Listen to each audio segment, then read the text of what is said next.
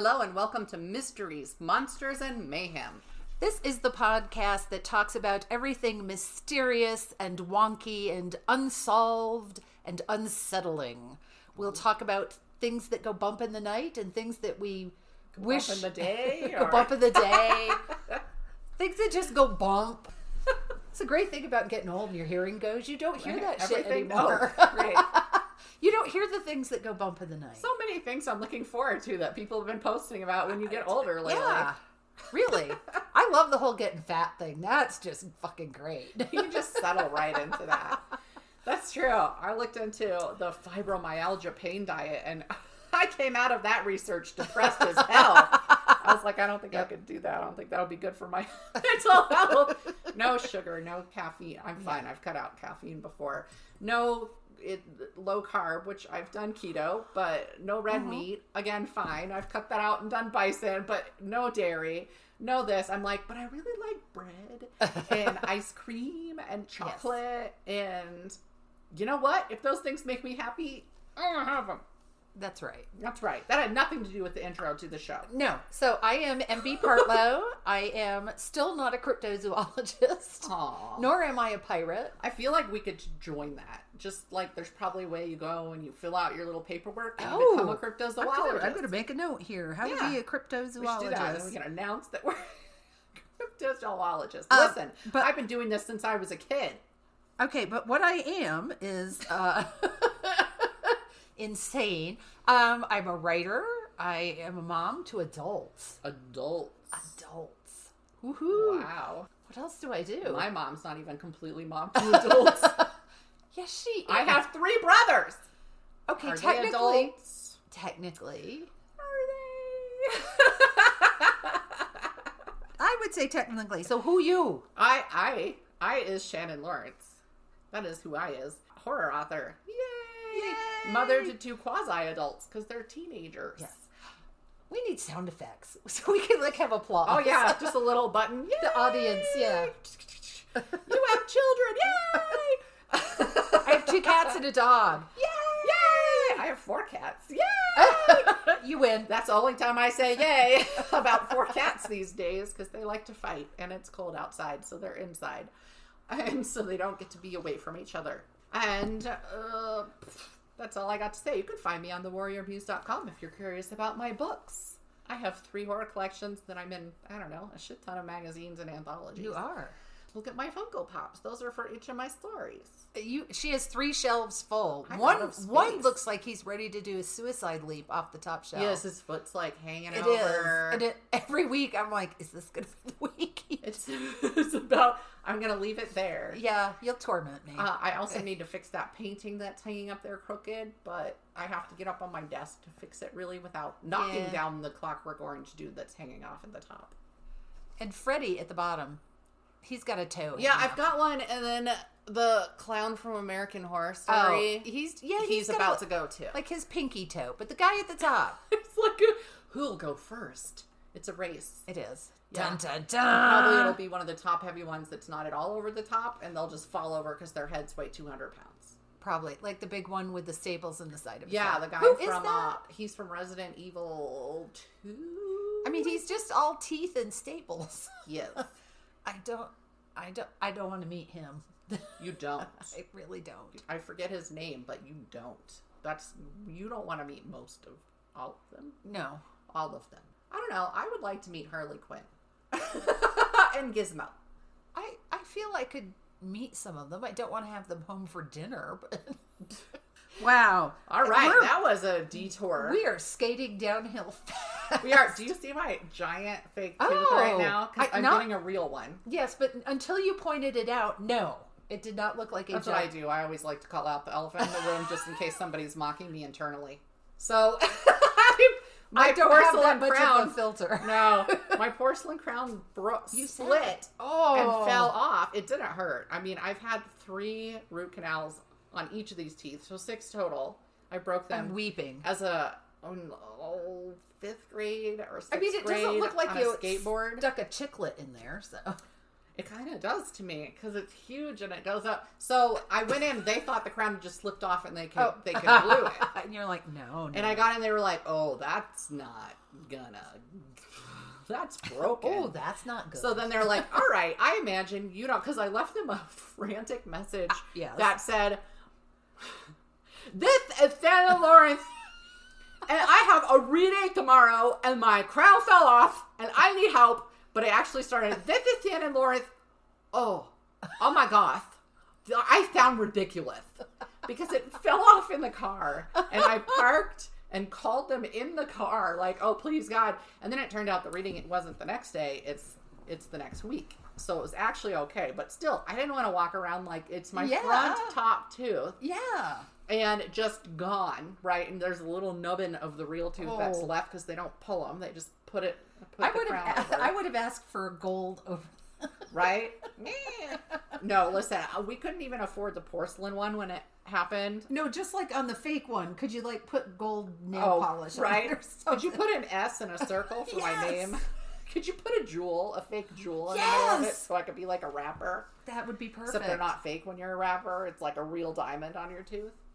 Yeah, so anyway, I have to go in and the lab's going to make one and I might have my good tooth by Christmas.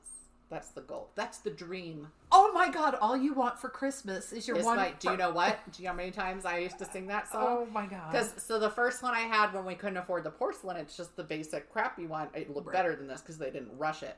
It broke. So for about a decade, I had just this little triangle missing from the corner. So I was thinking about teeth, right? And so I was aware of it all the time. So if you look at all my pictures during this decade, there's no open mouth anything. When I talked to people, I'd adapted to keeping my lips down so you couldn't see my top teeth.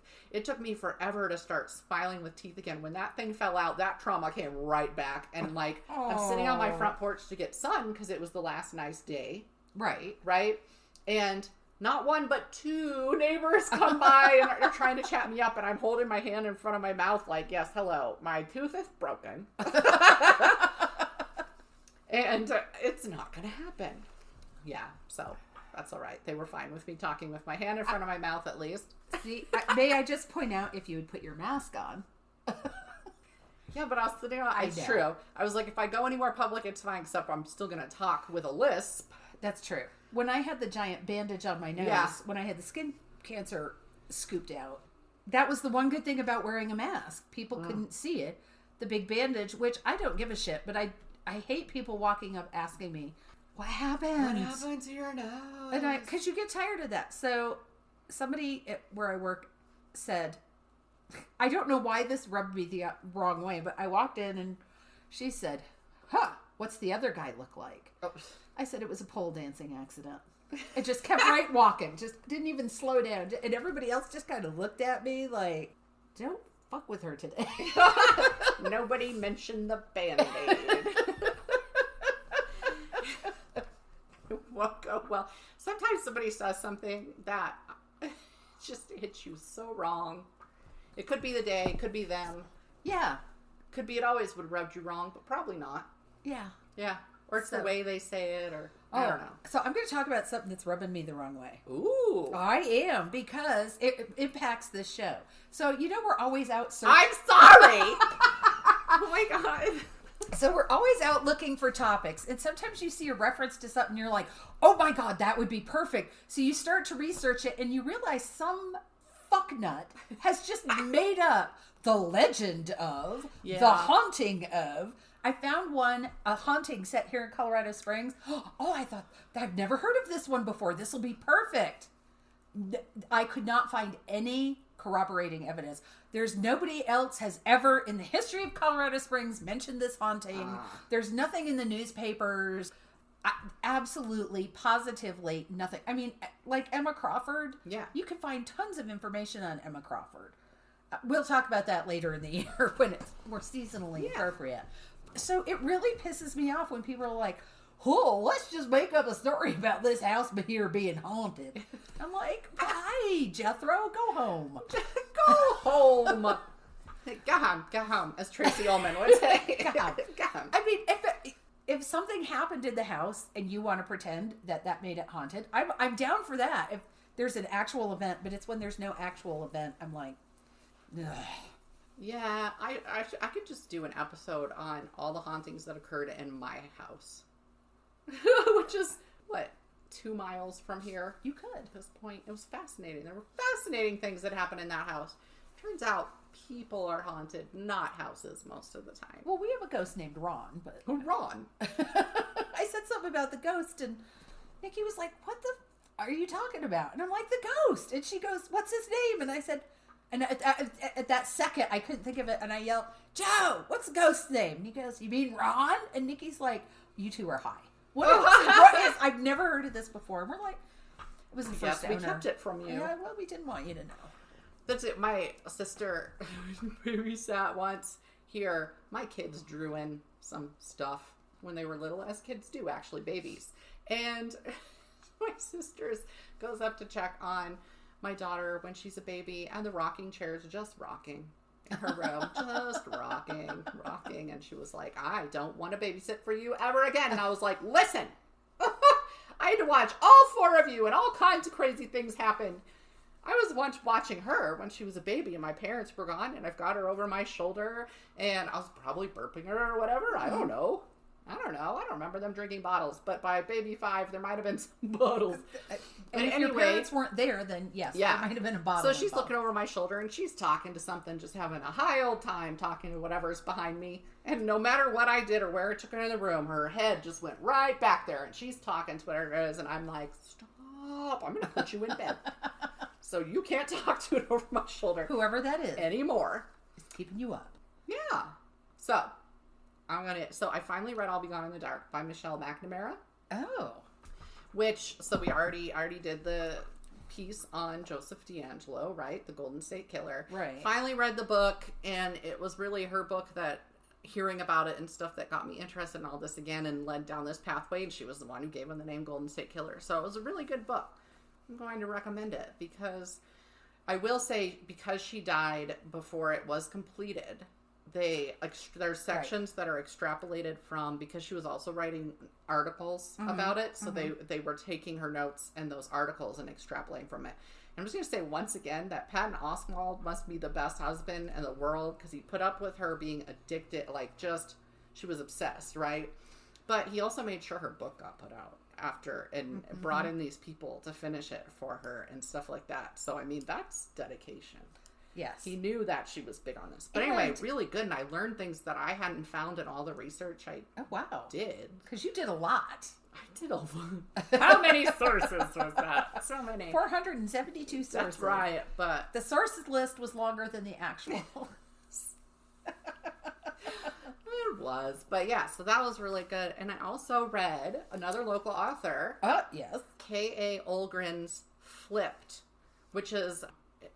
was it Gillian McElroy mystery? So it's her first. Yes. It's a cozy, and it's all about this woman who she decides she's going to flip a house, and so it's cute, it's cozy, it's got a lot of nice little snark in it. Nice. And which we would expect from K.A. Olgren. Yes. I don't know, and I'm going to give her a shout out now, because by the time this podcast is out, she's going to be better. But right now she's dealing with COVID. Yes. So, and I did not know. It was funny when I got here. I was like, who has a book out? How does she have a book out? And I don't know. It did not come across my radar. I don't think you were on Facebook for a couple of days, and it's when it got announced. So. Because I'm like, I would totally, if you're listening, and she does listen, I will totally read it. I'm like, yeah, I think it's just ebook right now, but it's really good. It's worth it. Read it. Cool. It's fun. It's cute. I just read Low Country Bordello.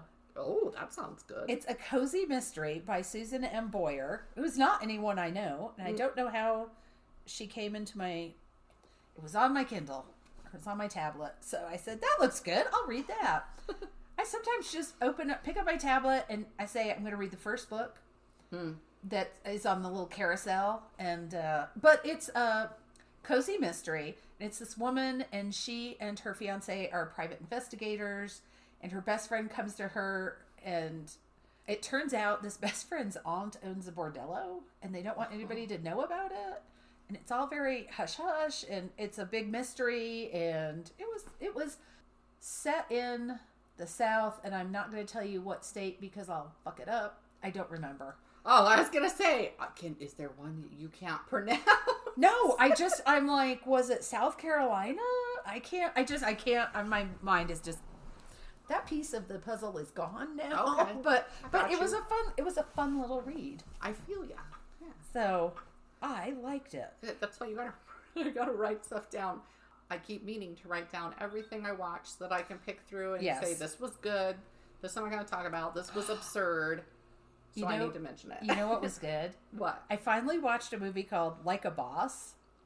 Yeah. With Tiffany Haddish and Rose Byrne and Selma Hayek. I think Selma Hayek's boobs should get a... I know. They should have their own billing, They should have their own billing. That's why she's my chick crush. They're magnificent. But it was so funny. It was one of those... How do you call that genre? Because you introduced me to that genre, the raunchy female comedy. Yeah, that's pretty much what I call. I love those. I don't know how I think the first one I saw was Bridesmaids, but there was stuff before that. Sweetest Thing was my introduction. That was the one, and I watched that and I went, how did I miss this? Oh, it's magical. It's so funny. But anyway, Like a Boss has some tremendously funny moments. Yeah, I need to rewatch it. You sent me that, and I was like, that sounds like an excellent thing to rewatch. Especially because I've been rewatching like old comedies. My husband and I watched Grumpy Old Men and Grumpier Old Men. Oh my god. Which was so fun. They're still hysterical. Oh, Walter Matthau is like a basset hound. Yes. He's just a basset hound. But yeah, those were fun to watch again. So I watched something called VFW again on Shudder. How was that? I looked it up. I liked it. Okay, but I like a action. It makes me think of stuff like From Dusk Till Dawn when they're all trapped inside, which is funny because one of the actors is from that. Oh no, I'm gonna get his name wrong. It's Fred Williamson or Williams. He was in all these blaxploitation films like Pamela I know Greer. Exactly who you mean. I just can't remember. He was a football player. Was he? Yeah. I mean, he's big. Like, yes. The thing is, it took me a minute to recognize him in this. But all the actors in it have been doing movies forever. And I saw the cover and went, I recognize every single one of these men. I have to watch this. One of them was in The Crow and The Warriors. Yeah. And I'm not going to try and remember all their names. One of them is the Cobra Kai guy, I think it is. Well, he's not the main Cobra Kai guy, but he is in Cobra Kai. Yeah. So, anyway. So they're veterans. They talk about it. They're Vietnam vets. So to set the era right there, and they've got their VFW, and this drug has kind of taken over. The stylized drug has taken over, and it kind of makes these people violent and zombie-like almost. But the VFW bar that he runs is directly, and that's Veterans of Foreign Wars, but is directly across the street from the stronghold of this guy who runs these drugs. Well, they kill this one girl, Lizard is her name. They kill her sister. And she goes in, breaks in, takes the drugs that they're about to sell for like $500,000 and steals it from them. She ends up running into the VFW to get away from them because they see her. And then it turns into this huge, it's these veterans that are just chilling in the bar, relaxing against all of these drugged out people and the people that run this. I don't want to call it a cartel. They never use that word, but basically what an it organization, is. A drug organization. And so, just super, everything blows up. That reminds me of, what's the name of the guy who stars in Better Call Saul? Oh yeah, I don't know his name. Did you see the trailer for his new movie? No. Cameron posted it. Hi, Cameron. I hope you're listening. Oh God, I can see his face and I can't think of his name. He's a guy and he's just like Joe Average. I can't remember the name of the movie now. And these guys come after him, and it turns out he, many years ago, was like an undercover operative, but he left that life behind him, and he's married and he's got a family. And there's this scene where it gets to him and he goes, yes, I used to do this work and I wanted to get away from it. And he goes, I may have gone too far in the other direction. Oh, yeah. Because he seems kind of meek and... Right, he's become the little geeky, meeky... Bob Odenkirk? That sounds right. I think that's him. That's somebody's name. It's somebody's name. But it looked really interesting because it's this older guy who just gets pushed too far and fights back. Okay. Those are always good movies. I mean, I'm a huge John Wick fan, so. Well, Somebody posted anti Keanu Reeves stuff the other day, and I was like, "You're dead to me." Yeah. I've always loved him. Well before he came back with John Wick, I've always loved Keanu, and I'm tired of I have people not saying. watched any of the John Wick movies, but I will. Well, he was a crush, and he's just a lovely overall human being. He is a lovely human being. If in this day and age, if you can't dig up dirt on somebody to put in the press, they're a genuinely good person. I was thinking that about Alex Trebek, because he died recently, and I was like, has anybody ever had anything bad to say about Alex Trebek? I'm sure there's an ex-wife somewhere who thinks he's an asshole, but that's to be expected from exes. Or he's mansplained. I don't know. Or, he leaves wet towels on the floor. All right, but it hasn't been dug up. No, because he's a delightful gentleman. He was a delightful gentleman. Yeah. So, anyway. Okay, I'm looking at my little list. I'm checking off the stuff we talk about. I'm like, what else? Oh, I'm reading a book called Heavy Weather by Bruce Sterling. I can't decide if I like it or not. It's slightly futuristic sci-fi. It has something to do with weather, but we haven't gotten there yet. So, oh, all right. It's a bleak future. We'll see. So, is it kind of post-apocalyptic? Yes, there's a lot of tuberculosis has come back, but it's new and raging forms of tuberculosis and stuff like that. Diseases like that, not things like AIDS. Things that we have already conquered, but... Okay. Yeah. Gee, that's not pertinent at all right now. No. No, not in the least. Oh, hopefully by the time this comes out, people will be getting vaccinated. Yeah. Oh my gosh. I'm just looking forward to having a normal life again at all. I just want to go sit at a coffee shop and write. I want to go to a writer's event and hug people. I was like, I know you don't want that. I know you do not want that. I miss hugging all these people who you just walk up and you're like, hey, and you give them a big hug, and then you go, why did I hug them? I don't really like them. Oh. Well, now everybody you hug is going to be like, no. No. It's true. Yeah, I am looking forward to seeing just people, just friends. Yeah. And being able to go out to have dinner without it being a huge risk cost assessment. Yes. Or having to sit outside where it's cold. Or hide that you've done it because somebody will judge you. Yes. Even though I sat outside when it was 40 degrees and there was nobody else out there except for the person I was with. But if I really posted about it, somebody would have judged me. Yeah. So, yeah, I'm just really, really, really, there may be a year where all I do is eat out. I would like to not cooking. I would like to have drinks with people besides my husband. Yeah. I mean, I would take him with me. I don't get me wrong. I did, but I'm like, my husband would probably be relieved if I went somewhere with somebody else. I was going to say, we haven't run out of things to talk about yet, but... Which is weird considering we're stuck in our homes. Yeah. It means we can talk just utter bullshit about anything. Is what that says. Because you guys have been married not almost as long as we have. 20-something years. Yeah, we're 20... We got married in 96. And we got married in 93. I just have to there you go. 3 years. That's the easier way to do it. I don't want to do the math. Yeah. I don't care. When people somebody said, how old are you now? And I went, hold on, I'm mathing. I'm like, for the minute. My problem is I get to the point where I'm like, wait, it's either this or that. Which year is it? Wait. And I'm like, my other question is, why do you want to know? I did get proofed a couple of years ago, carded in Arkansas. Yeah. When I was taking thing 2 to school. And the lovely checkout lady says, how old are you? And I actually turned around and looked behind me to see who she was talking to. And she kind of looks at me, she goes, ma'am, how old are you? And I said, me? Why? She said, yes, ma'am. And she's being so polite. And I just, as I am wont to do, busted out with my big ass laugh. And I was just like, I am so sorry. I don't know, 50 something. And I said, old as shit. And she just laughed and was like, that's good enough for me. Thank you because you could tell, because working in a store, you never know what your customer is going to be like. You've worked with the public plenty. You never know, are they going to take a joke? I just have to have a straight face and be polite. But when somebody just loses their shit in front of you and starts laughing, I told someone at the shop, oh my God. So she comes and the boss is standing right there. So she comes in, she brought several items, rang it up, and then she's looking at a purse behind the counter. And it's I can't remember what, it's Gucci, I think.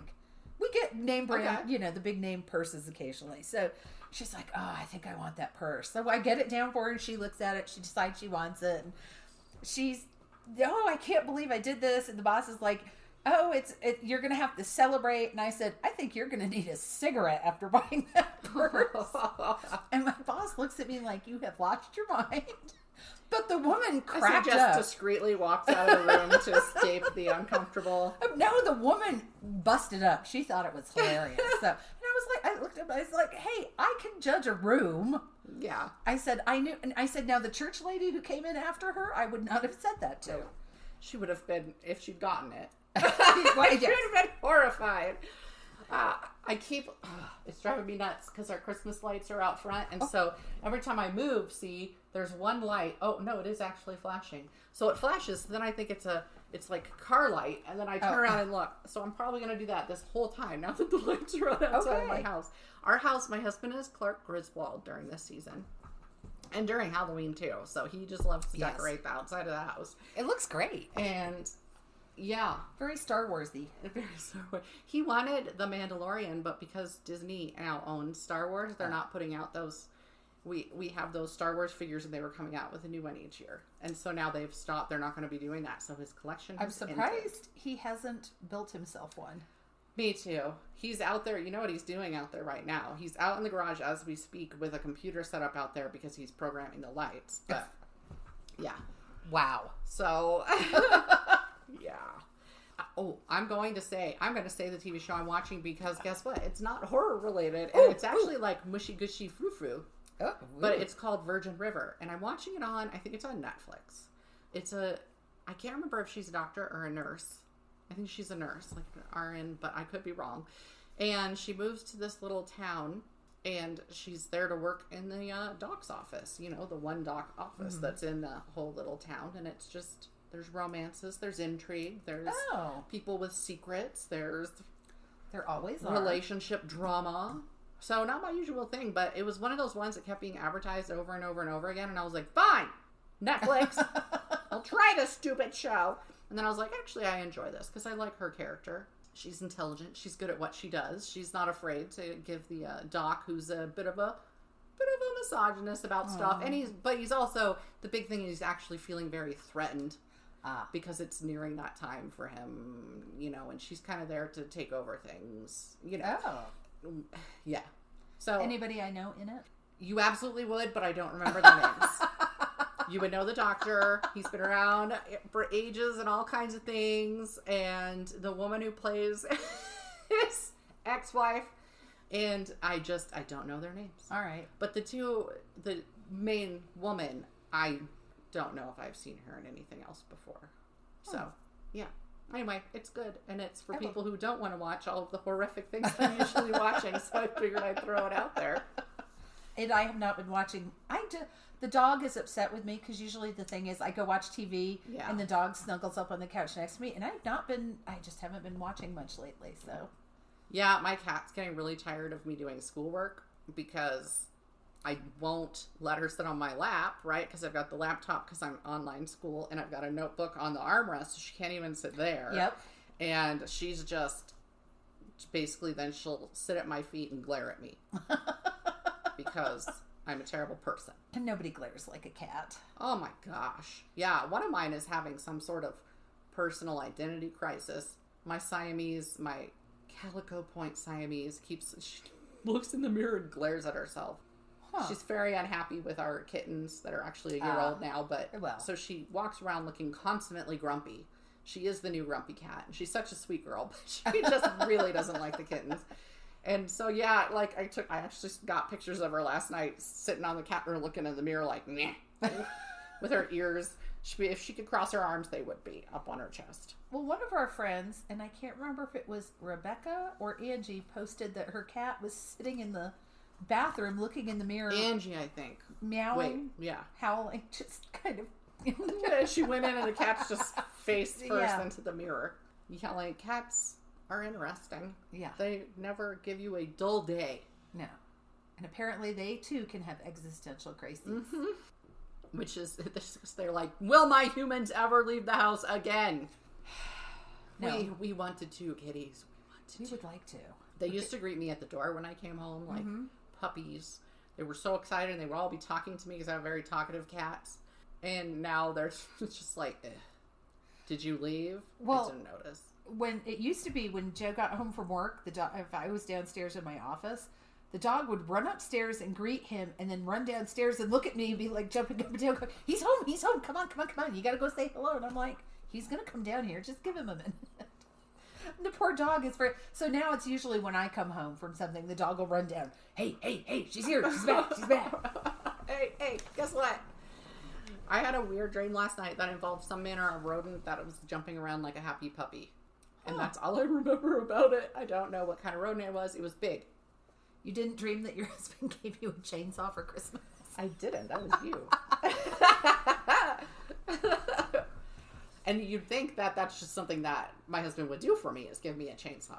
What do you think? He entertains me. So I have this thing. So 3 kinds of stores that it's problematic to take me into. One of them is obvious. It's a bookstore. Yes. The second one is an office supply store, which to other Yes. writers is also obvious. Yes. The third one is a home improvement store. My God, I love to walk through a home improvement store. And no, I'm not... I am not an interior decorator, but I like to look at are all the neat things that I don't know what they're used for, and then I'm like, Jeffrey, what's this for? And then I actually purchased, and then he used it in the backyard, which I'm still offended about, and I just realized he didn't give back to me. I purchased a giant nail. She's got her hands about 1.5 feet apart. Yeah, it's about 1.5 feet, and I don't remember the thickness, but it's a thick. Wow. I was like, whoa. What? And it was with, it was like, Jeffrey, I need this. And like, I was all, I'm not going to buy this. That's stupid. But it was only like $1, you know, like, right. And so I said, we have to go back through that aisle as we were leaving. And I bought it for me. And I really they have these great little hatchets. And I'm like, I need a hatchet, Jeffrey, for when I'm hiking. And he's like, okay. And I'm like, no, really. But I need you to make me some manner of belt so I can wear the hatchet on my waist so I don't have to carry it. And then, if anybody accosts me, I have a hatchet. I think it's brilliant. I had a guy accost me back in Ute Valley Park at one point and had to go hiking over a frickin' hill to get to my husband's workplace because I couldn't go back home because it was too far away. Wouldn't mace or perhaps... I do carry mace. That's boring. And what happens if they're one of those few people who gets like just really aggressive when you mace them and it doesn't actually shut them down? Then what? Then I have somebody who's like on meth. Angel dust, PCP. The hatchet seems slightly problematic to me. Oh, it would be so satisfying. You should have been here in the early 1900s. I know, when everybody had an axe 1911, out when front. Everybody had a hatchet. They were what you don't know is at my cabin, there's 2 axes, and one of them I keep by the bed.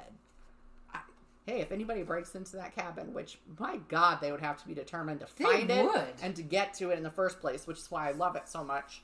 They're going to meet. I have several weapons when I'm up there. And we will have a shotgun up there. So, sorry, anti-gun people. I will have a shotgun at my house in the middle of nowhere. Because if anybody breaks in there, it's not for good things. No. But I can't, like you said, they would have to be super determined. They would, because it's not visible from the street, or from the. There it's is not even no a street. From the dirt road. It's not visible. No, but there is a gate, and then again that gate means that they have to park on the road and hike because we're near the top of a mountain, and then it's all uphill, and there's actually a little gully that is they'd have to hike through the gully, or they'd have to go around the gate and go. So yeah, I mean, really determined. It would probably have to be a crazed neighbor. Because nobody's driving all the way up. No. It's like a half-hour drive once we leave the main road just to go up all the dirt roads. But, yeah, they'd have to really want to get in there. But I'm telling you, if they got there, then they really wanted to get there to hurt me. Safety first. Yes, I concur. Safety first. Anyway. Shall we launch into this week's? We should. Because we've taken even longer than usual. I'm babbly because I've been in school, so I'm not even talking to the people in my house right now. Okay, well, I'm going to talk about mayhem this week. Woohoo! I love me some mayhem. That's our favorite. Usually we're the ones causing the mayhem. So. Yes. So that's why, and this is close to my heart. No. I would like to say that, but I originally found this story on a U.S. National Park Services website.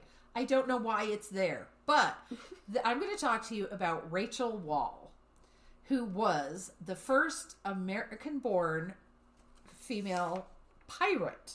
Yay! Pirates! Yeah, I'm like, were there I didn't want to do Anne Bonny because I figure everybody's heard of her. Yeah. Everybody talks about her. So I found Rachel Wall and I was like, well, this is interesting. So my source is, of course, the National Park Service website, Wikipedia, the New England Historical Society. Oh, there was this University of Michigan document that has like her last statement online. It's called The Life, Last Words, and Dying Confession of Rachel Wall, who, with William Smith and William Dunnigan, were executed, blah, blah, blah, blah, blah, has the date. And it's witnessed and signed and all that good stuff. And then I even found a little blurb on a site called thepirateking.com. All right. So, I just love the whole idea that there was a female pirate, because I saw that Gina Davis movie. Cutthroat Island. Yes. I love that movie. That movie got panned. I love that movie. It did. I was like, I don't know what's wrong with this movie. It's got lots of action. It's got her kicking butt and taking names, and I like that. Yeah, I think it was directed by her husband at the time.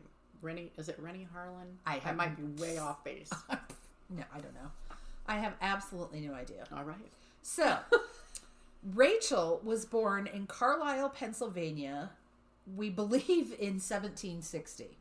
So and people have even said in different spots that they haven't been able to document when she was born. So that's tricky. That's when she says she was born. So we're going to go with that. I found most of my relatives before a certain point, there's no birth certificate. Yeah. So it burned. It wasn't kept. It was kept in somebody's basement. And there was a point in time where they changed birth certificates. Mm-hmm. So if one of your parents died, say your father died and your mother remarried, you just took your stepfather's last name. And in the census, you were counted as his daughter. Mm-hmm. And I'm like, well, that's so fucked up for people trying to track. The thing is, tracking women through history. Yeah. Yeah, if they've been married, it's super hard. Yeah. Well, anyway, so she apparently ran away, because there's a couple of references to this. She had to have been very young when she ran away, like 14. Because she said she returned to her family and was there for 2 years, but when she was 16, she left to get married. Okay. She had to have been 14 or younger the first time she ran away. So it was funny because they kept talking about her hanging out on the docks. She liked to hang out on the docks. She was fascinated by the sea, and I'm like, Carlisle, Pennsylvania, is 20 miles from the Susquehanna River in Pennsylvania, and it's 120 miles to Philadelphia and the Delaware River. So I'm like, what the fuck docks is she hanging out on? Huh. So, but apparently, once you read more than one article, because I thought this first article, I was like, oh, okay, this is really comprehensive. It has a lot of information.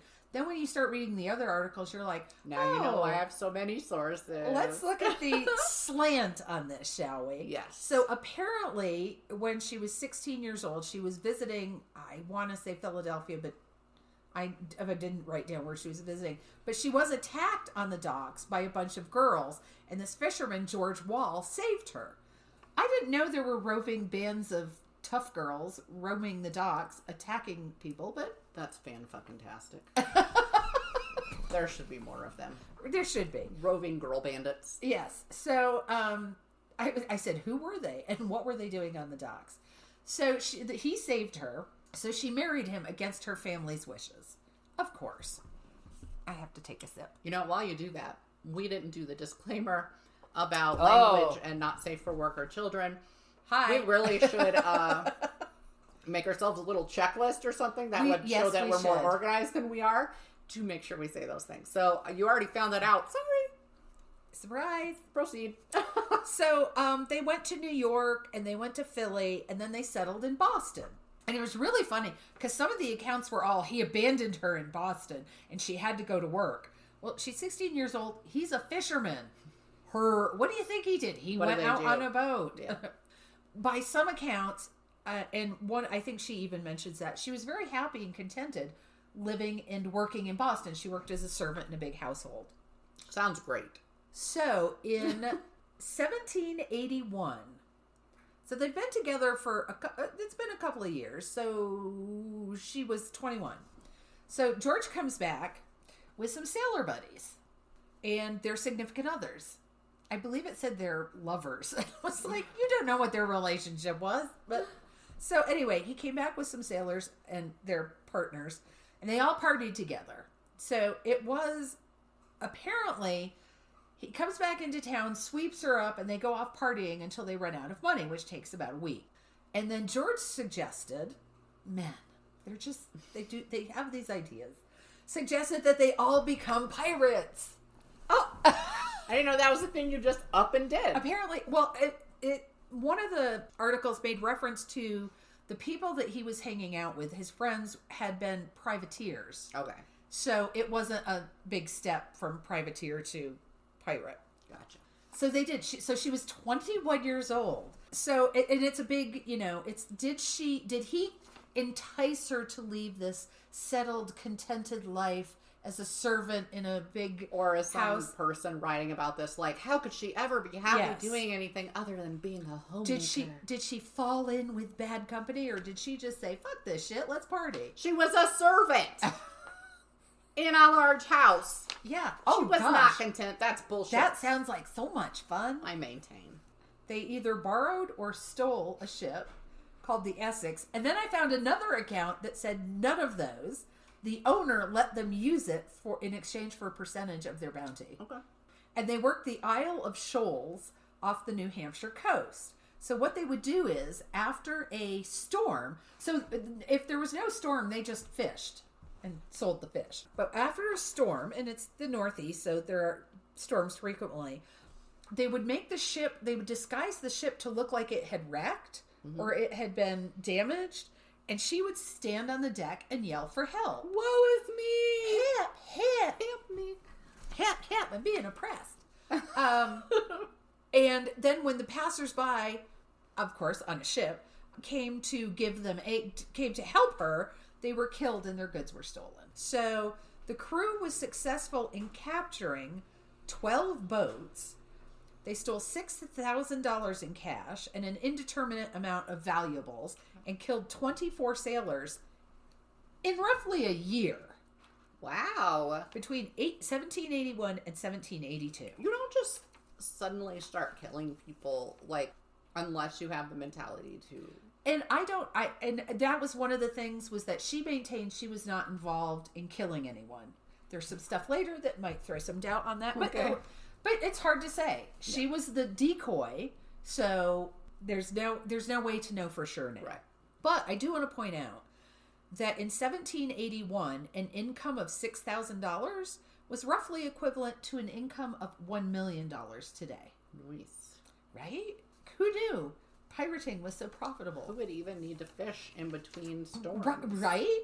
So in 1782, George and many of the crew were killed in an accident or swept overboard or drowned, or there's, you know, it's always different. Like each thing you look up, and it's like, okay. There was some kind of accident, and George and many of the crew either drowned or were suspected drowned, and the ones who survived made it back to shore and just went back to Boston. So Rachel went back to Boston and went back to work as a servant, which I imagine is not easy to do when you're used to just living high on the hog. No. Party all the time. She still, however, enjoyed going to the docks. The docks feature so heavily in this story. Well, she liked the ocean. She did, well, she liked boats anyway, but she would sneak onto the docked boats and rob them. Oh. The New England Historical Society maintains that she was repeatedly convicted of petty theft and larceny during this time. And they also say that she stole from someone named Perez Morton, who was a revolutionary patriot and a friend of John Adams, who was at that point a very powerful lawyer. The Pirate King website, though, I like this, speculate that she wouldn't have been able to sneak on board all these ships. They're like, it's a wooden ship. It's a wooden boat. You Yeah. would Clonk, clonk, clonk. or clonk. squeak, squeak. Yeah, they're like, it's impossible to sneak on and be quiet, and these boats would have had someone standing watch. And I'm like, well, I guess it depends on how responsible you are, whether... I'm not going to argue with them. But they speculate that her poverty probably pushed her into prostitution, meaning that she was stealing from her customers, not random strangers. Or somewhere in between where she was able to coax her way onto a ship. Yes, exactly. Show them a little trim ankle and... Ooh la la. Ooh, la la, ankle. My question was, what happened to the money and the goods? Had they really gone through it all that quickly?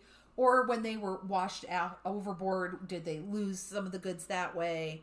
And if she was really a fan of the sea and she really wanted to be at sea, why didn't she just find another crew to join? Yeah. That was the piece that didn't make sense to me. Why did she go back to being a servant, albeit one that's sneaking out and stealing things, instead of finding another crew to join? Right. It just seems like two extremes, and there had to have been something in the middle. In 1789, there was an unfortunate young woman named Margaret Bender, who was 17 years old, and she was walking down the street and caught Rachel's eye. Or more precisely, her hat caught Rachel's eye. Rachel tried to steal the bonnet and cut Margaret's tongue out. Wow. Which I'm thinking is, that couldn't have been easy or practical. No, If that's you're robbing someone, you rude. take it and run. You Yeah. don't stop and try to saw this big muscle out of their mouth that's probably trying to bite your hand.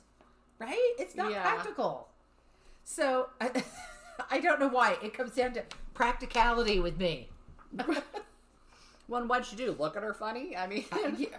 So, a newspaper account at the time reports that Rachel also stole Margaret's shoes and her buckles. Shoe buckles were a big thing back then. Mm-hmm.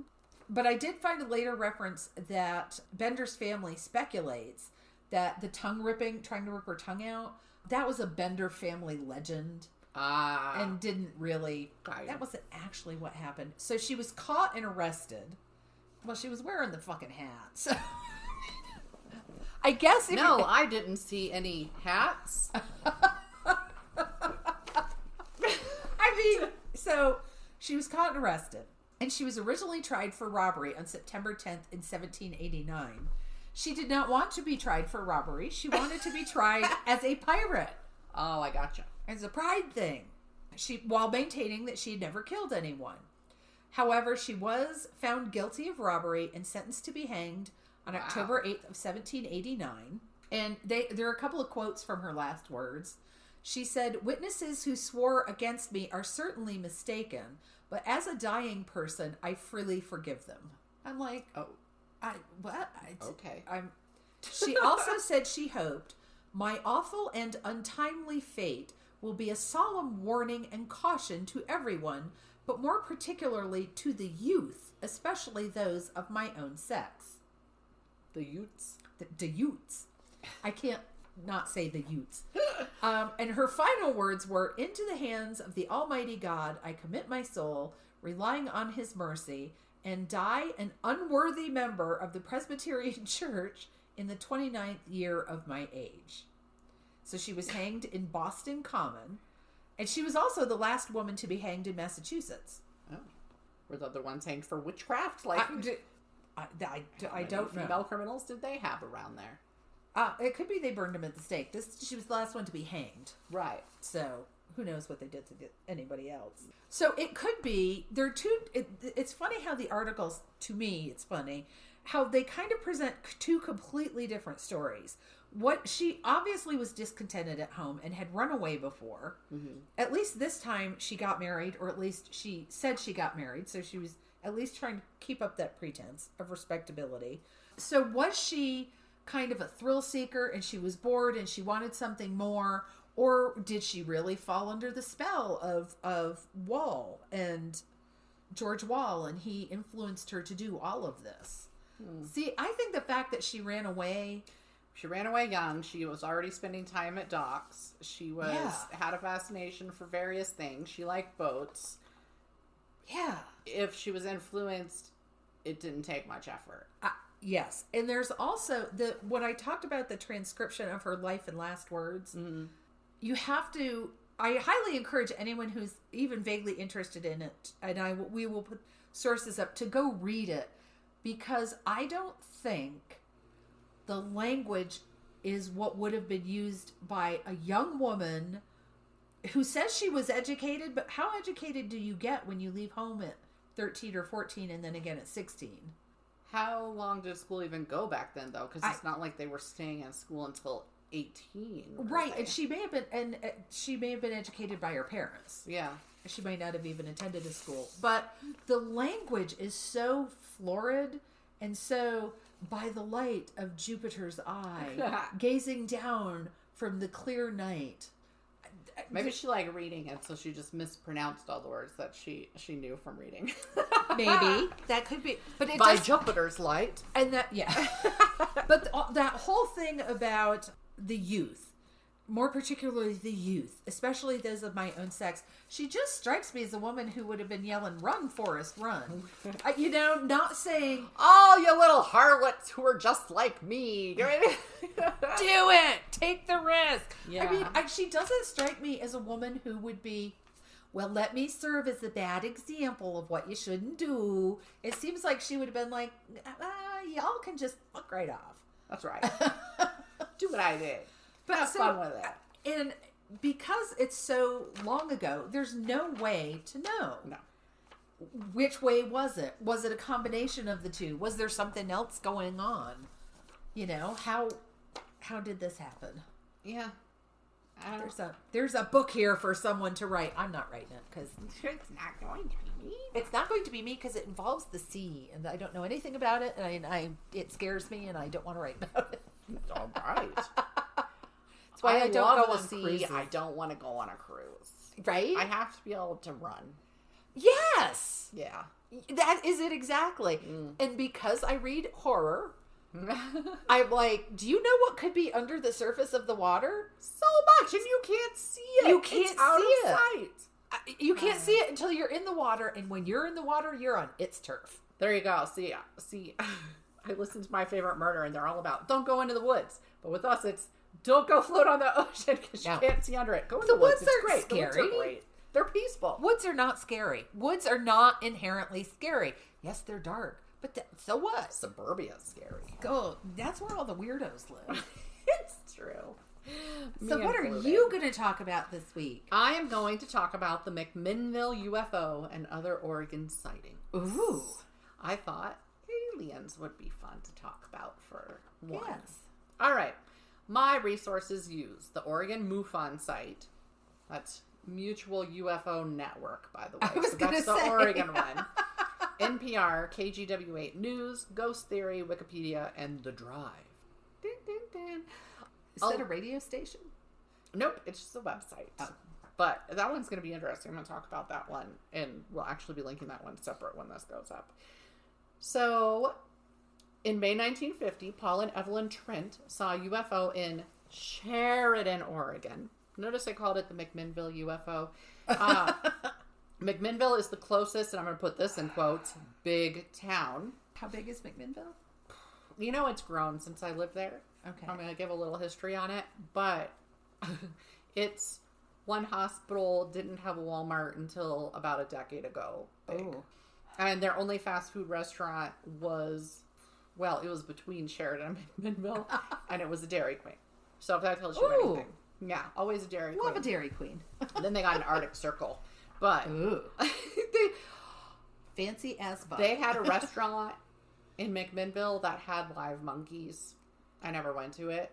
I don't even remember if it was open when I was there. It was like a burger fast food type restaurant, but they had monkeys in this glassed in enclosure, which couldn't have been a great life for those monkeys. No. But they did. So just gonna put that out there. I should have looked that up. I didn't think about it till just now. But the photos that the Trent saw have become known as the McMinnville UFO photos. And Mac, which may be what I call it from here on out, which is what we call it when we live around McMinnville, because that's a long name. And Mac is so much easier to say. Holds a UFO festival every year to celebrate. Of course they do. Run by McManamons. I don't remember. We called it something else when I was there, and I don't know what it was because I didn't go because I was not drinking age, even though I was managing a bunch of people who were. The photo itself became famous and was even published in Time magazine. Ooh. Okay. So my background, first of all, my mom grew up in Sheridan. Both my parents did. That's where they met, actually. That was when my dad's parents retired from the Air Force, they first had a farm outside Sheridan. And I don't know exactly when my mom was there, but she lived there too. They met when they were 12. Oh my God. And they were friends and all of that. And they ended up, they were married at 17 and 18 because he's about a year older than her. And they were married until he died. Nice. A year ago, 2 years ago. I don't even know anymore. Year and a half. Yeah. And anyway, so when I got married, my parents had moved that previous year to Oregon. My dad took a job. So we moved out. I finished high school early, moved in with my husband. Just gonna really sum it up and skip a lot. But we then decided to move to Oregon, kind of start fresh. And we got married out in Oregon. I got married in Grand Round, which is along Highway 99 West. So both McMinnville and Sheridan are on Highway 99 West. They're rural areas. McMinnville, again, the big city. Not that big, but there's Amity. There's all these little farm towns. So on the way, this 99 West takes you out toward Highway 18 and then ultimately Highway 101, the Pacific Coast Highway. Right. So when you're driving along 99 West, there's a big sign that says Ocean Beaches. And that's what all the big green signs say, Ocean Beaches. Because then you go there, you can either turn right or left and go north or south along the coast. So anyway, Sheridan is 9 miles from McMinnville. And it's all rural in between there.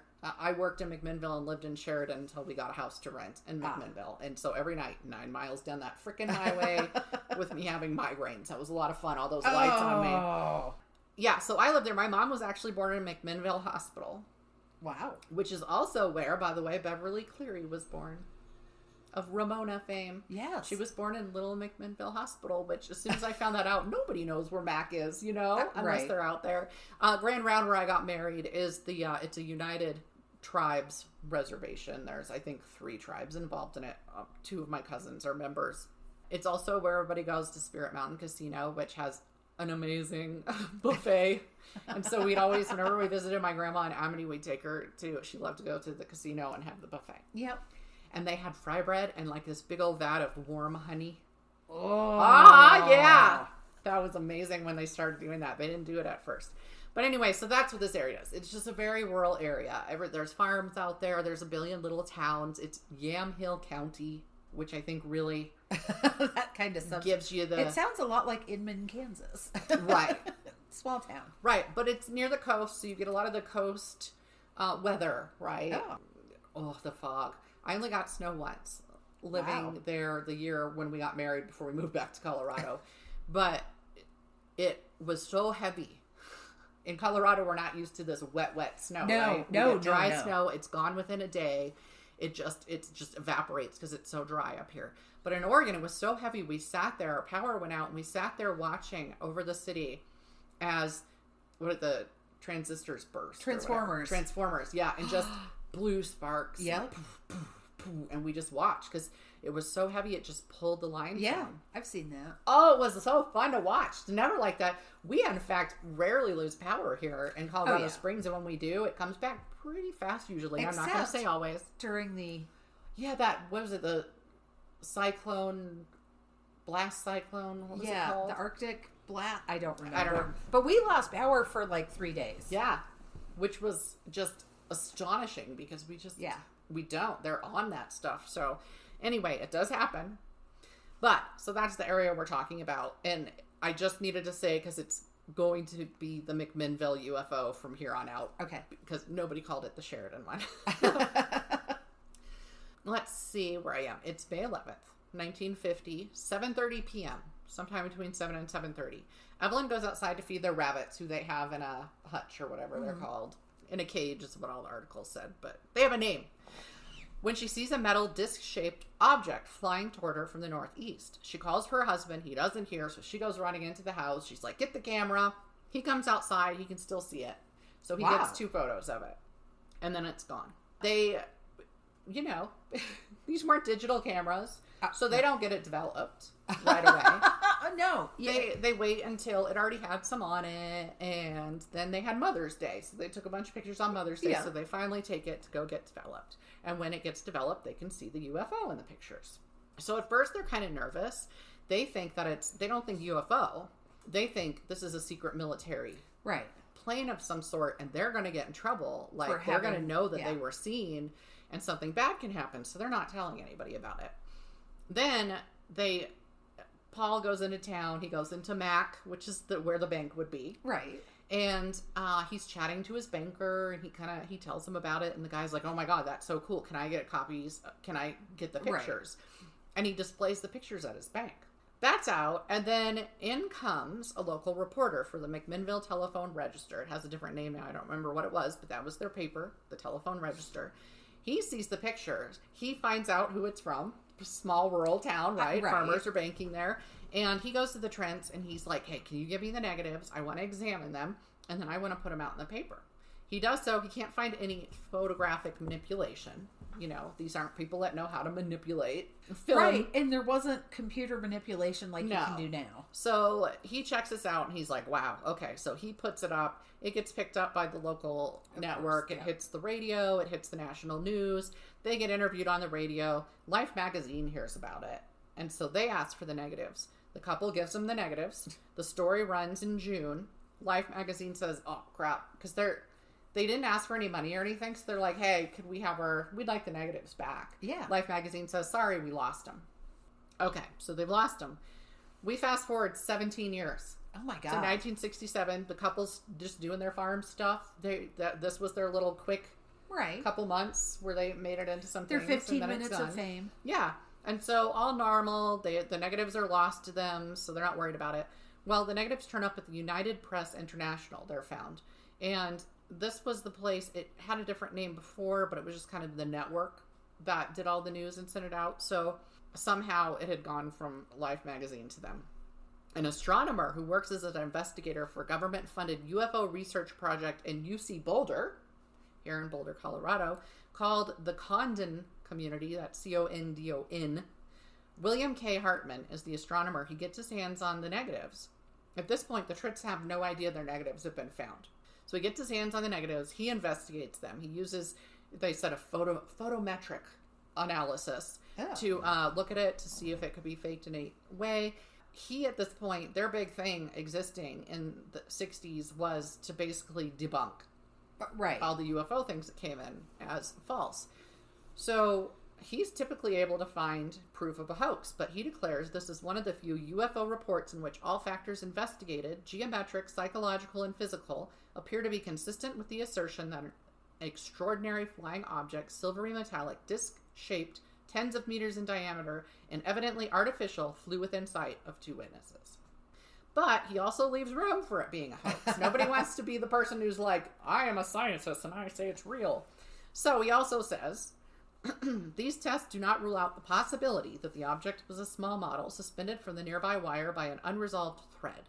In the photo, the object appears under some telephone wires, and I will be posting the picture on our Facebook page, or power lines.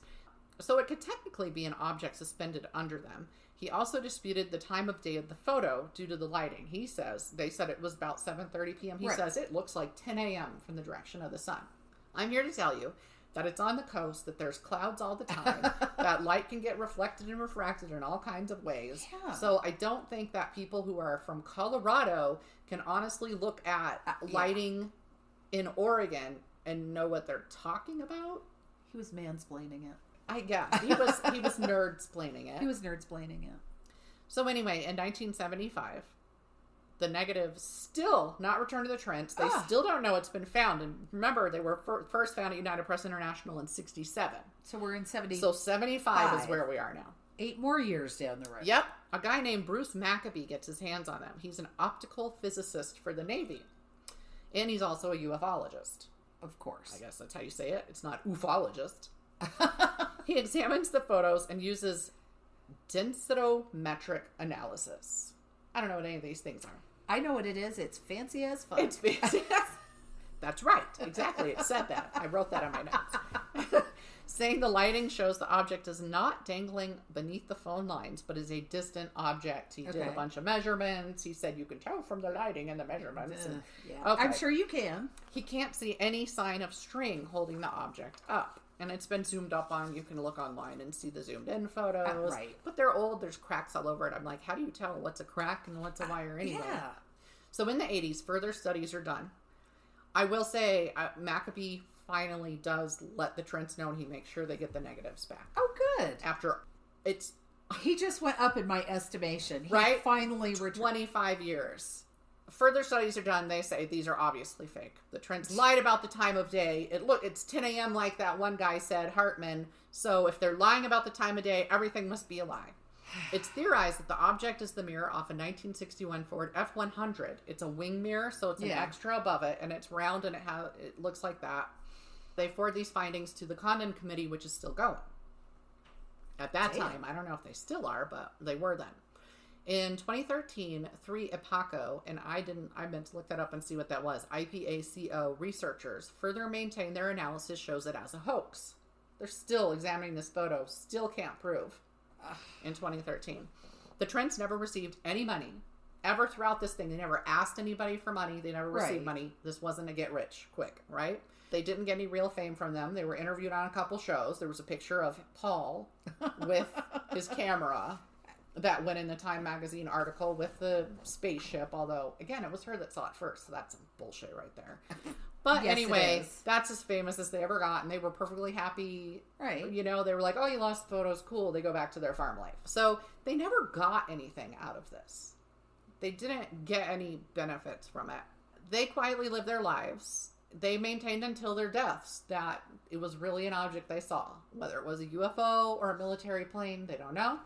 But they really saw this object and took a picture of it. They actually died while I was living out there. Oh, wow. So we got married in 96. I forget which one died first. They died in 97 while we were still there, which is when one big, huge blizzard hit Colorado. The next year, in 98, we were back here. The second big, huge blizzard hit Colorado. So those years stand out to me. Lucky you. Yeah. At this time, it has never been conclusively proven to be real or fake and remains one of the most famous UFO sightings to date. And it's often the picture people see that gets shared out. So Oregon's a hotbed of UFO reports. It's actually one of the top places in the country. It has more than 2,200 reported sightings since 1950. They point out that most people don't report a sighting. Right, because you don't want your friends thinking you're loony. No. So you can't really analyze. But the coast. I was like, what is that? The coast is an especially popular place with Lincoln City, known as the big hot spot. It's followed by Tillamook and one other city that I'm not familiar with, so the name went out of my head. But Tillamook is where all the good ice cream and cheese comes from. Yes. So, yeah, and that's more up near Astoria. Lincoln City is more south on the Oregon coast. So the aliens like dairy products. Right? They're like, let's get some cheese and maybe mutilate some cattle while we're there. I was thinking ice cream, but yeah, they could go for the cheese. It's because there were cattle mutilations in Oregon. The MUFON has stated that your best chance of seeing a UFO is to move to Lincoln City. Though your chances are just 1 in 250 if you move anywhere on the Oregon coast that you see a UFO. There's still UFO sightings to date. Eastern Oregon, with cities like Prineville, it's pretty barren, and then you're going up into the mountains. Holy shit. Is the second best region in Oregon to move to if you want to see aliens. So they're either on the coast or on the east. Okay. Yeah. So they specifically, for some reason, said, surprisingly, Bend, Oregon is not among the top sighting places. And I'm like, okay. Like, Bend is the big mountain city. Mm-hmm. My grandmother lived in Sisters, which was a little mountain city, and you would drive to Bend for all the big stuff. Yes. Okay. So anyway, there have been a few other distinctive alien cases in Oregon, so I just jotted down a couple of them. In 1959, Redmond is also in the mountains. It's kind of near Bend and Sisters, actually.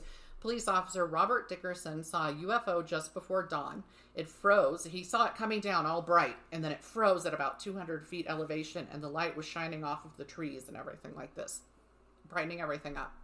So he goes to the Redmond airport. Again, this is a small mountain town. It has a teeny little airport there. He goes there, and he goes to the FAA office. He speaks to them. They're able to track whatever object he's seen. It does show up. Oh, wow. And they report it to Seattle Air Control that controls the airspace down to the border of Oregon in California. Right. So below that, I think it's Oakland or something like that, controls the California airspace. So anyway, they report it to Seattle Air Route Control. They contact Hamilton Air Force Base in California. The base scrambles 6 F-102s, fighter jets, to intercept it.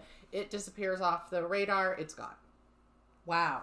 Okay. But they actually saw it and the FAA was able to track this thing and scrambled jets. And again, it's 1959. This is the hotbed of the Russians are coming. Yeah. The Russians are coming. So I'm sure that's why they were like, okay, this thing, we don't know where it came from. We didn't see it flying in. Yeah. In 1981, another police officer, this time of St. Helens, Oregon, which is up along the Columbia River Gorge, named Russell Yoakum, saw a light flying over the Columbia River. And it's following it, and it's going toward the Portland Airport, which is you head out west toward the ocean on the Columbia River, you get to Portland Airport. He radioed it in and drove to the courthouse. I imagine St. Helens is also a small city. And there are other officers, they come out, several citizens, they all see it. It's a long sighting. It doesn't just disappear within a few seconds. Nobody takes pictures or anything. This is about 4 a.m. in the early spring, and it lights everything up so bright that it looks like daytime. Wow. There is a recording of the radio conversation between the cops, along with the sound at one point of what they describe as the whirring sound of the ship. Mm-hmm. So they can hear it. You can hear it in the recording. I will be posting the recording separately. Okay. Too. What did it sound like to you? Whirring. I mean, that was a good... Okay. It didn't sound like a car. But you're not like, well, it sounded like a blender or... Yeah. But it's interesting because it's their radio. It's the cops radioing them about it. Wow. So it's kind of cool. There have also been several reports of cow mutilations. Most recent I found was in October 2019. Wow. In eastern Oregon. Recent. Mm-hmm. 5 young purebred bulls who were almost at mating age, so they weren't quite there yet. They weren't making money off of them yet. Were found on U.S. Forest Service land. That just, like Oregon and U.S. Forest Service land and cattle farmers sparks that whole... Yeah. Yep. Okay. Drained of their blood completely. I saw the pictures. The blood is nowhere to be found. They're lying on dry, like winter dirt. Right. When you see it, dead grass around it. Like there's no liquid around it, and it just looks like a deflated cow. Ooh. The fur, the soil. The cow's withered. There's no signs of predation. Nothing was on it eating it. No bugs. Oh, okay. Now that's unusual. The tongues and genitals had been surgically removed with a smooth cut. The police are investigating right now. The bulls were worth $6,000 each, and that's just if they sold the bulls. That doesn't count all the money they lost. Hundreds of thousands of dollars from breeding them. Yeah. Yeah. Ooh. So this is big for this farmer. That's a shit ton of money to lose. Yeah, it is. And they are actually, the farmer is offering, or the ranch is offering a cash reward of $25,000 if anybody can give them information that leads to a solution.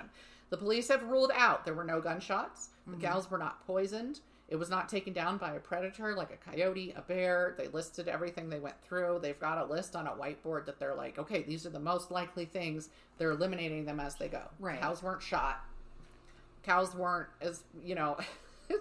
so no 4-legged predators anyway, right? And nobody shot them. And we're talking bulls. So somebody took out 6 bulls. This isn't an easy drop them. No, it's not like we're talking about they took out 6 puppies or 6 calves. No, these are big, big beefy bovines. Yeah. So there's a 2017 case that was widely documented by both, and this one I'm going to be posting a link to. This is fascinating. By both the FAA and the USAF, the Air Force and the FAA have both confirmed that this was a real thing. This sighting lasted for a significant period of time, tracked on radar by both Oakland and Seattle. Ooh. Multiple airline pilots from different airlines saw it. Wow. But nobody, understand, we've got NORAD, we've got this stuff that tracks incoming planes over the ocean. This came out of nowhere, and they were tracking it. So anyway, it started in California. Civilians on land saw it. They actually ended up scrambling F-15s to intercept it, but they went south instead of north at one point. They got like weird information, and so they were flying around down here in California. It had already crossed over into Oregon. There are hours of videos available on the website The Drive article, which again I will post, And I did not sit there and watch it I didn't have time to sit through hours worth of these. Right. It includes the radio communications. It has the radar visuals on it, so you can see them, watch them actively tracking it. You can see when they get in trouble because the FAA wasn't the one who actually asked for them to scramble the ships or the planes. Uh-huh. Yeah, it's all on there. And the drive has, it's individual videos, so it's not like one 9-hour video or something. They're like, they do a little bit in this article, and they're like, here's what you're going to be hearing. Here are the call signs and stuff. Here are the things that they're referring to that you wouldn't recognize. Right. How long was it visible? Total. I know that it was at least, a chunk of it was at least half an hour for one part of it. Yeah. So this thing was just flying around, whatever it is. And no matter what, that's freaky. Because if this is some ship that managed to get over there, at some point, the people at the FAA are like, I don't know, it appears to be in some sort of stealth mode. Because it would be on the radar and it would disappear off of the radar. So I don't know if something was being tested, no idea. But it was fascinating to me because they have stuff from a United pilot, a Southwest pilot. It's just like an Alaska Airlines. I don't remember. Anyway, there's 4 different pilots and 2 of them I didn't really see anything. We were in communication because at one point the FAA is saying, they're like, okay, we need you to check. They have they have the programming that they can look at to avoid collision avoidance. Right. And so they're looking and they're not seeing it on the collision avoidance, even though it's showing up for the FAA. So it's crazy back and forth. So that one, if anybody's interested at all in this stuff, I'm going to put that. It's the drive and it's fascinating. Yeah, that was fun because it was 2017. And so did it just disappear? Yeah, ultimately it just disappeared. Wow. It blipped. It was gone. There's no sighting. It's not on anybody's radar. Seattle can't find it because it was heading north, it's gone. Wow. So the Oregon MUFON site, which is just Oregon MUFON, that's MUFON.com. They keep records of UFO sightings in Oregon. So if anybody's curious, I went through and kind of looked through a couple things just for fun. There's people sending them UFO sightings all the time. Wow. And then they do reports on it, and it has atmospheric conditions and blah, blah, blah, what are the things that people are going to use as detractors? Right. And let's address those. So there's good stuff in there. There's actually a slideshow, and it includes several of the ones that I talked about, and it has photos. So you can see the cattle. I'm not going to post. I may post the cattle where it just looks withered. I will not post the original ones, which were older, 1967 or something like that I didn't talk about, because those are the ones where they're here are their guts. Looks like it was burned. Because those ones, it's what they always talked about with the cattle mutilations, where it appeared to be burned to cauterize it. Oh, yeah. Yeah, around their guts. So there's pictures of their guts cauterized in their poor little mouths. And, yeah. So I'm not going to post those, but if that's the type of thing people want to see, I will have that on there, and they can look at that slideshow and see it themselves. But I'm not going to post the slideshow. That's on MUFON. That's theirs. So yeah, I will be posting the original UFO photo from 1950, and then I'll post the link to the recording that you can hear, because that's all it is. It's some archive thing, and you just open it, and it's just the recording thing to click on to listen to the cops in St. Helens. And then I'll post the drive article with the audio and the radar, because I am going to sit there and go through those here and there, because I find that fun they have this.